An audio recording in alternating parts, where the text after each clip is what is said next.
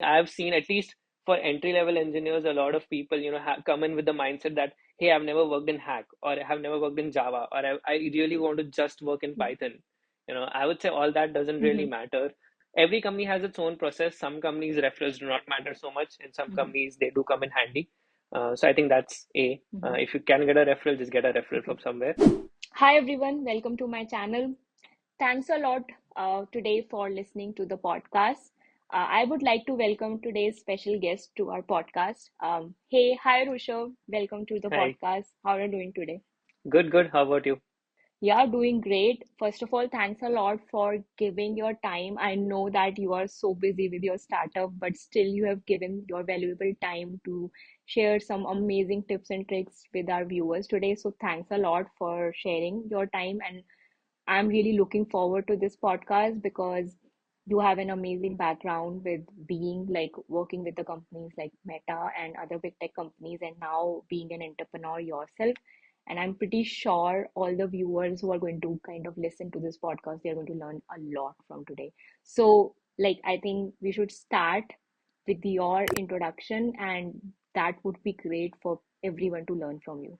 Sure. Yeah. Thanks for having me, Nikita, and I hope that this is useful to all the viewers too. Yeah. So, hi everyone, Rushabh here. Been a typical Bay Area engineer for most of my life. Did my bachelor's in computer science from India, then did my master's here in the US. Went through the big tech route. Was fortunate to land a job at Facebook. Worked there for 4.5 years. I'm sure we're going to go into more details about that. So it was an amazing experience. Definitely a lot of great challenges. But then at some point felt like we could be doing more, could be doing solving some problem which truly feels like we own. So that's where Mhm. decided to quit the job and just move on to like start something of our own. I would still call it an experiment. So let's see how that goes out. No, thanks a lot. I mean, I think that is very humble of you to say it is as an experiment. I think for viewers, I can just add in. I know Rushabh has not added, but he actually went to Y Combinator, one of the largest and the biggest accelerator programs in the world, and he has already raised the first round of funding. So, first of all, congratulations, Rushabh, and we would all love to learn just like maybe briefly a little bit about your startup. What exactly are you doing with your startup so that people can understand what exactly is your startup doing. Sure. So our startup is named AiPrise. We are building out a global KYC orchestration platform. So you can just imagine the last time you onboarded onto any fintech application, be it Robinhood in the US or Zerodha in India. And as you might remember, Mhm. you had to go through a verification process to ensure that it's actually you creating the account. So it could be uploading the Aadhaar card or uploading the SSN number and so on and so forth. So what we are focused on is making this process streamlined for any fintech company in the emerging markets. So maybe just to like dive into it very quickly, and I'll try not to spend too much time. Is Yeah. you can imagine if you are a cross-border remittance company and you're trying to just onboard users from Mexico, Chile, Colombia, India. You'd have to go and learn about the regulatory requirements in all of these geographies, figure out what are the valid Yeah. identity cards, and then figure out who can do the validation of it.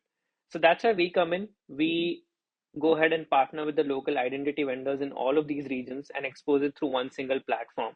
So as a fintech company trying to go, expand to new geographies, for you, it should be as simple as, hey, I want to expand to Bangladesh. Here's a module. It Yeah. is all ready, all compliant, and you're good to go. So that's great. So if anyone who is listening to the podcast, if you would like to check it out, I'm going to add his LinkedIn profile link in the summary. Please go through it and connect, and obviously check out the website. So thanks, Rushar, for sharing that. I think you mentioned about doing internships with Meta. If I'm not wrong, that was during your when you were studying or when you were doing your studies. Can you tell us a little bit more about what was the process like? First of all, like a lot of people, I'm pretty sure looking for internships Mhm. out there, they're applying. So what is the process in general, like when you're looking for internships, what are the things you should take care of? And then what is the process of a big tech company like Meta Mhm. when they actually hire interns? Yeah, so I think definitely like finding internship turns out to be one of the most stressful periods. I mean, looking back, it always seems nice, but if I remember correctly, you just moved to a new country if you're doing your master's, and then you're also trying to figure out, nervous about finding some job. So I would just say Mhm. that the key is to keep at it. Um, in terms of the process itself, we had a career fair, so we had Mhm. quite a few companies visiting in the career fair. That said, Mhm. I was rejected in the career fair from Meta slash Facebook. I think that was just a resume reject, and like they get a lot of resumes, they screen them, and I never got a Mhm. call back essentially, and that's when I also applied directly online through their website. I think also had a referral, so that came in handy. I think Okay. one of the Mhm. keys if you're trying to look for a job in the US is if you can find a Mhm. referral, do go for it. I would say because that just lands you in a pool that may guarantee an interview. Every company has its own process. Some companies referrals do not matter so much. In some Mhm. companies, they do come in handy. So I think that's A. Mhm. If you can get a referral, just get a referral from Okay. somewhere. And so I applied again Mhm. online. This time around, I got an interview. Yeah. So the interview process itself for Facebook internship was two coding rounds. Um, Pretty standard coding rounds, I would say. If you've practiced algorithmic coding challenges, as also like when we did move to the US for our masters, our seniors, of course, gave us the advice that, hey, you need to be doing cracking the coding interviews, and then also Leetcode. So those are the two places that we started with. Practiced quite a few. It has good challenge sets. I know at this point Leetcode has a lot of questions, but when I was applying for internships, I think around 2017, it just had like 500 or 600 questions, and we didn't even Mhm. get to all of them. So it was like we solved how many ever we could just to get the hang of it.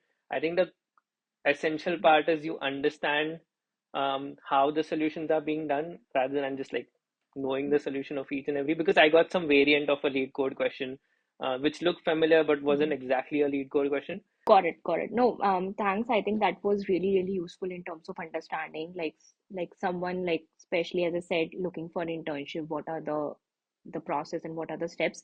I think you mentioned while you were sharing about your story that you got rejected through the on-campus, like through the career fair, right? So, and then you applied directly through the website, and obviously referral also came into place. You mentioned the resume might have been one of the reasons that you got rejected or your profile did not picked up. So I wanted to understand, like, can you share a little bit, like, areas about why or what was the reason that you thought about, like, your resume was not picking up in the pool of the candidates who were applying for the same internship, like some resume tips or some areas where you think the resume should Mhm. actually stand out when you're applying. Great question. I mean, so I can only guess like why my first, application did not go through.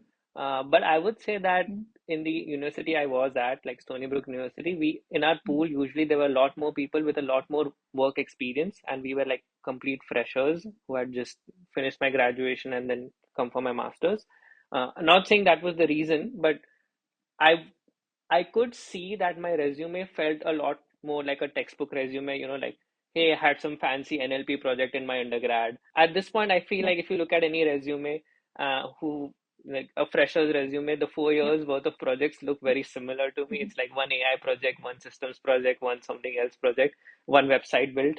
Yep. So I would say, as much as you can, you need to figure out that how can you have substantial projects which could stand out. So even while you're doing your undergrad, Mm-hmm. and on the grand scale of things, given that there's so many universities, um, again, this all looking back kind of makes sense to me at least. Like, at that point, we felt that our achievements, like, oh, I headed some cultural society, in my Yep. undergrad college would stand out. But if you just add up, there are Yep. so many universities. Each university will have, even if you consider just the toppers from each university have at least like three people claiming to be the topper in the university, right? So are you really like Mm-hmm. standing out on that front? What might help, and which I did not have. So I'm just saying Mm-hmm. that this could be further enhancements to your profile is like maybe some research papers that you might have published, some journals or some Okay. conferences in which you might have presented.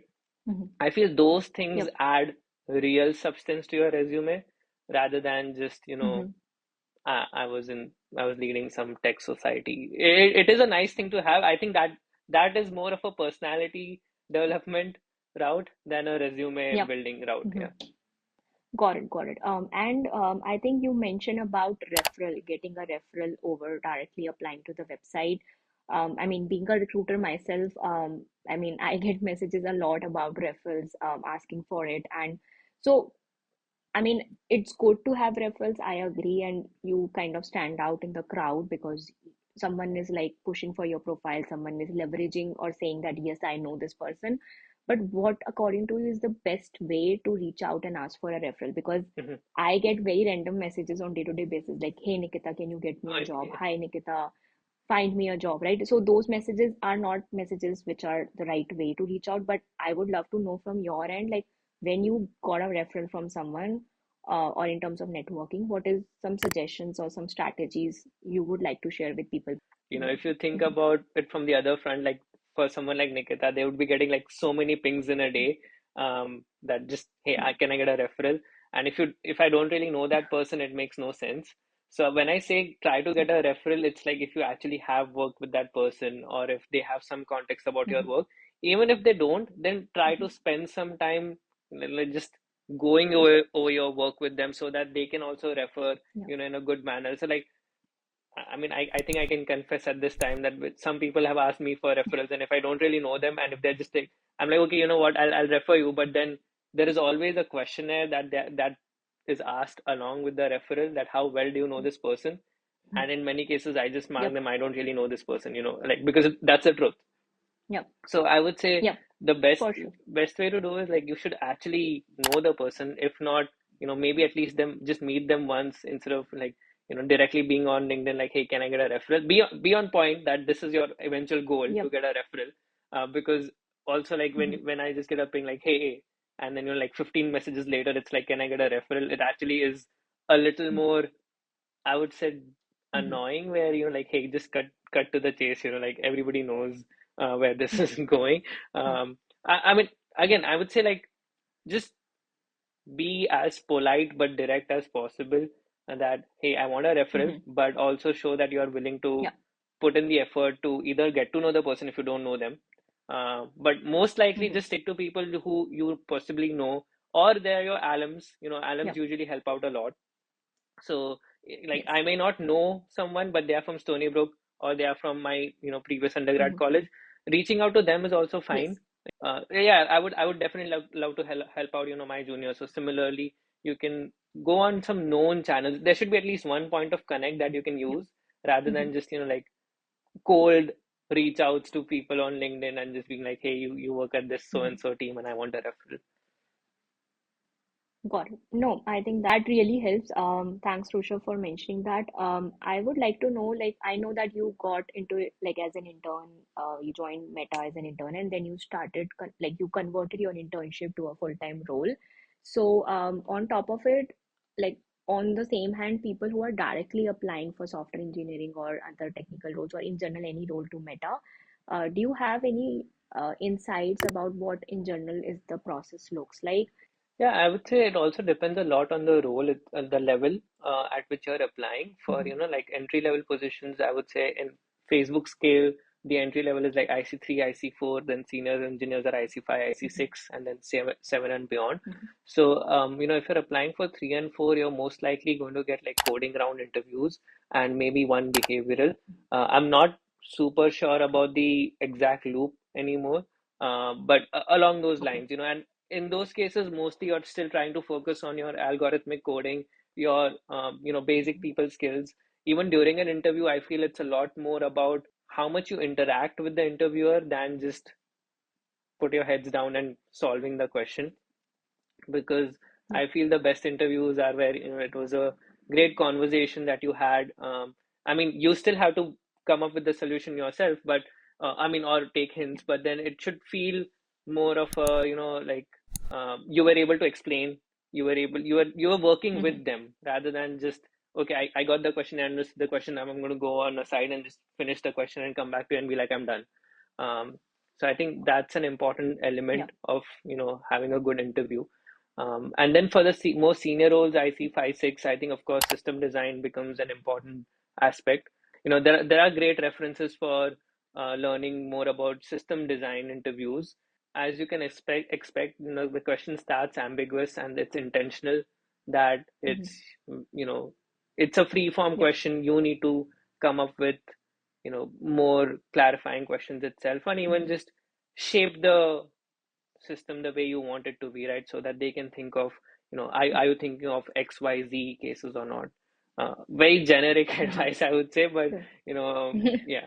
Yeah, I think if you have, like, maybe I should not say a list, but if you want to share some resources, Mhm, like, I mean, I know you mentioned cracking the code and Leetcode, mhm, but do you have any further resources which you would like to share with everyone who's listening to the podcast today, mhm. around system design, data structures, anything, like any book references or any podcast or any YouTube channel, or in fact anything else where you think people should go and learn? Do you have any resources? I'm happy to add it in the summary section. Yeah, I'll just send it over offline. Honestly, like, Sure. yeah, Okay. you know, I do not have a lot of resources myself, but I know, I mean, I know a lot of them. Sure. I may not have referred to all of them. No worries, no worries. So Rushabh is going to send them, and I'm going to add it in the description section. Please go and check out them, and definitely, I think that's going to help so many people who are looking for like these similar type of roles. I think with the current market, when so much layoffs happening, even in fact, Meta, like every, I should not say every month, but frequently announcing more and more layoffs. What is your suggestion to the job seekers? I think, of course, it's a very, strenuous time for people, for a lot of people because of the layoffs. At the same time, Mhm. I would say you can also see it as a good time where, companies are in a way Mhm. shaking things up and Mhm. reprioritizing, refocusing the project's resources on the most critical aspects, becoming lean. I mean, I've been chatting with a few colleagues of mine from Meta also, and like, it's also kind of the best time to be working in certain companies because, over the Mhm. years, a lot of these companies had become, a little more. There are quite a few people, in a team needing, like, Yeah. each team had plenty resources, that it automatically becomes a little Mhm. more, logistics come in and things tend to Yeah. take longer. So I would say right now is a Mhm. great time to, like, from the other side. I mean, job seeking will be difficult, but once you're getting in, it's also a Yeah. great time to Mhm. actually be working in some of these companies because your roles will be a lot more dynamic and challenging. Um, and in terms Yep. of Mhm. seeking itself, um, I think, like, I've been talking to a couple of friends of mine, and there are a lot of companies, and I wouldn't say a lot, but there are companies hiring too. There are good opportunities Mhm. coming up. Like, they are a little more Mhm. directed. So I think it's time where your resumes might also you might want to, like, just refine the resumes to Mhm. be a little more relevant about what you actually worked on. Yep. What, not just the skill Mhm. sets, not like the languages. The languages don't matter ever, I think. Um, you know, Yeah. because if you're like a engineer, you can pick up on new languages. So that's another thing I've seen, at least for entry level engineers. A lot of people, come in with the mindset that, hey, I've never worked in hack, or I have never worked in Java, or I really want to just work in Yeah. Python. I would say all that doesn't really Mhm. matter. Just, Mhm. you can pick up the language on the job, and what Mhm. really matters is, Yeah. like, what you get to work on as a project. So that's one thing that you could Yeah. also keep in mind. So, don't be restricted by Mhm. the languages you may or may not know. I don't think any company even expects you to, Mhm. but there's sometimes a mental barrier Yeah. from your own end, like, hey, no, no, no, that company uses XYZ language. I don't want to work over there. So, like, don't Mhm. have those barriers. It's a great time to actually be working in some of the big tech companies because they're becoming lean. So, and so if you find Mhm. job openings there, and by the way, like, if you go on LinkedIn, I think a lot of these companies are also hiring at the same time because they're just restructuring their entire, prioritization, and they need Yeah. new types of resources, like they might be going laser focused on, Got let's it. say, AI. So then, Yep. that might be Mhm. something that they are really looking for right now. Yeah. Quick question on it, because I know you are yourself having your own startup. Are you hiring? Because if you are hiring, I'm more than happy to add the link in the like description, and people are more than happy to apply. Are you currently hiring for your startup? Yeah, that's the second part I was going to mention, which is, also, like, a lot of startups are Yeah. definitely hiring. There's a Yeah. website called Work at a Startup, which is like Y Combinator companies, or like Mm-hmm. it's a Y Combinator product, I think that could be a great resource that I Yeah. usually point my friends to, because any Mm-hmm. series A, B, C startup, maybe at least series A and B startups, like they are definitely still in a phase where they are Mm-hmm. hiring. They might not have Mm-hmm. overhired or overburnt yet. Yeah. And as for us, Mm-hmm. we are also hiring. We are looking for on the Nice. on the developer front. We are looking for one Mm-hmm. full stack engineer, one front end resource, so at least two resources. I can post the links to Nice. our job openings. Again, we've also Awesome. listed those openings on both LinkedIn and Work at a Startup. So I would say, if Awesome. you're looking for a job, definitely check out those resources. Um, and for Yeah. people who might have, like, another concern, I'll just outright address, is people many times are Mm-hmm. a little risk averse of startups because of immigration issues. Like, will they be sponsoring H1, Yes. or will that work out well or Mm-hmm. not? So you can have those Mm-hmm. discussions. I think companies which are based in the US and they're looking for example, roles in the US, they're definitely, Mm-hmm. it's not a lot of work to have your H1 Yep. transferred. Like, we did that too. So Mm-hmm. like, be open, just have a discussion if they are willing to support it, and otherwise, so if startups are a good option on that front too. Great. No, I think I really wanted to add that part myself as well. Like startups who have got funded recently, or maybe like you said, Series D, Series A, definitely apply for them. Don't just like crib to the part of that. No, I just want a job in Meta, Google, or Amazon, because if they're not hiring, they're not hiring. So rather than focusing on energy effort on those companies, focus on the companies which are still hiring. But I think that's great. I'm going to add all the links, including Rushabh's career page, like link from the startup, from his own startup as well. So if you guys are interested to apply for his startup, please do apply. Awesome place to start your career, and you will be getting an awesome manager like Rushabh. So check it out in the below in the description section. I think one thing which I would like to know is like, because you said in the starting that you converted your internship to a full-time opportunity. So how internally that process works? Like maybe a lot of people who are going to start their internship, or maybe having currently their going through the internship phase. What are the tips you would like to give to them, that how they should actually get or have that path Mhm. structured out in the starting or in the middle to make sure that they convert it and get a full-time opportunity? Yeah, I mean, that's uh, I'm glad that you touched on that, because I feel internship is one of the Yeah. best ways to actually learn more about a Mhm. company. And also, you have like 12 weeks, normally 12 weeks is the duration, right, to prove yourself. Because Mhm. Yeah. interviews can be strenuous. Like, you have 1 hour, you solve a question, make or break, and people just, you can get anxious. But then if you're in the internship phase, Mhm. you have 12 weeks. Um, so I think that Mhm. is a great route to learn more and see if you enjoy that work. Now, about converting Yep. itself, I mean, it's pretty much, Mhm. you should have very clear objectives with your mentor or manager, set on day one itself, and also repeated check-ins. I mean, the good thing is, at companies like Meta, like, I know I've been on both sides. I've been an intern and then an intern manager too.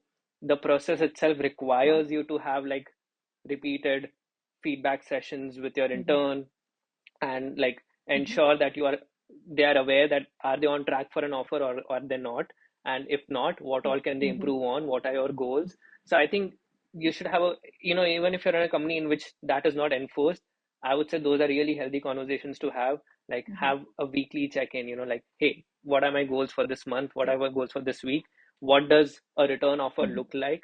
And also, in some cases, there are ratings. They don't disclose the ratings, but there are ratings, like, you meet Sol as Yeah. an intern, or you exceeds, or you meets most. Also have a understanding of the entire landscape, like, hey, what does it look like to get a exceeds? What does it look like to get a greatly exceeds? Um, just so that Great. Yeah. and then you are always evaluating yourself against, like, maybe one step above. I would say, like, never like just aim for a Mhm. meet Sol, always at least be evaluating yourself against exceeds or something, so that even if you don't Mhm. hit all of those goals, you're at least like above, right?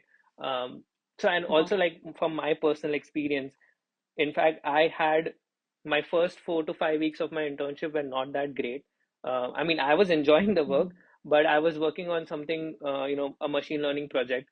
So at the end of 4 weeks, it became a lot more research where I was tweaking the models and trying to improve the precision and recall, and that actually Mm-hmm. gives very less or very little signal to your mentor or to other your peers on how you are as an engineer. I mean, I think this depends a lot on the role that you're in for also. Like if you're a research scientist, it's a Yeah. completely different ballgame. But as a software engineering intern, um, I Mm-hmm. think it's important to be always be shipping, and I wouldn't put it as number of lines of code is what that matters, but if you're shipping, that gives signals to, your peers, your manager, your mentors, the entire packet that needs to be Mm-hmm. reviewed at. So they have a midpoint check-in by the way at Facebook, after 6 to 7 weeks, there's a mid-cycle review, and at the end they have a final review. Mm-hmm.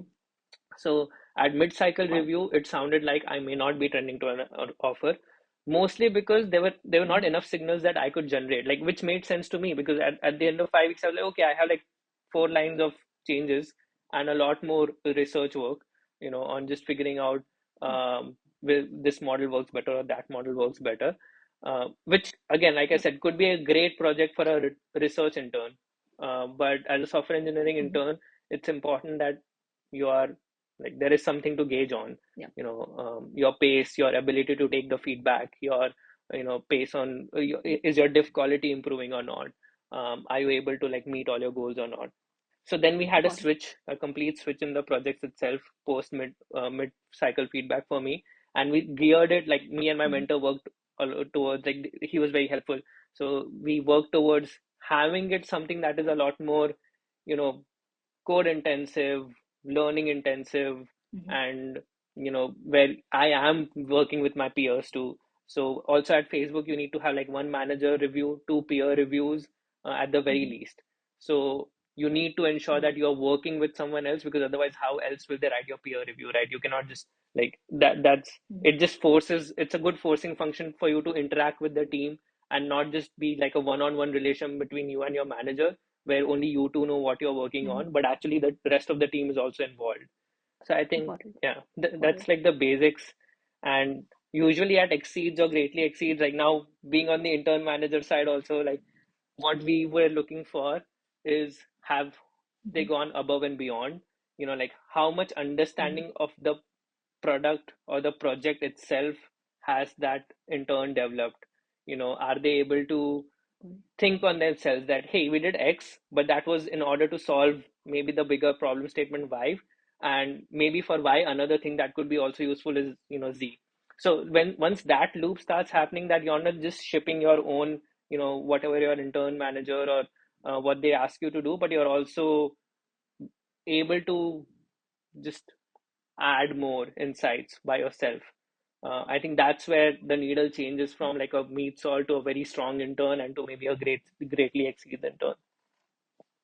No, I think this was an awesome answer. I think no one would have been able to answer or clarify this question in a better way over you. So, guys, please listen to this podcast really, really well because he has shared some amazing pointers in terms of how you can convert. And if you're really starting an internship or you're already an intern currently, please follow the steps he mentioned because it is going to help you to convert your full-time like to an full-time offer. And I think in the current market, if you have a full-time offer and convert your internship, it's like a win-win situation and you don't have to go out and find a new opportunity. But thanks again, Rushabh, first of all, for coming on the channel, for spending time. I know that you're super, super busy, but you still spent out time and shared such valuable insights today. I am pretty sure it's going to help so many people. Do you have any last words or anything before like we end this podcast? You want to share anything? I think not as such. I mean, it might sound a little cliched, but I would say, like even though the time sounds very depressing with all the layoffs going on, I think it's also an exciting time with a lot more innovation coming in, like Chat GPT, generative AI, startups. Every time the industry goes through like like a phase like this, it's ripe for more opportunities, I believe. So for the people who are like in search of a job, I would just say like keep at it, you might just end up, finding Yeah, something a lot more challenging and a lot more, satisfying. awesome. Thanks again, Rushabh, for your time today. And thanks again for coming and for sharing your advice. Yeah. Thanks, Nikita. Thanks for having me over. It Thank was you. really nice chatting with you.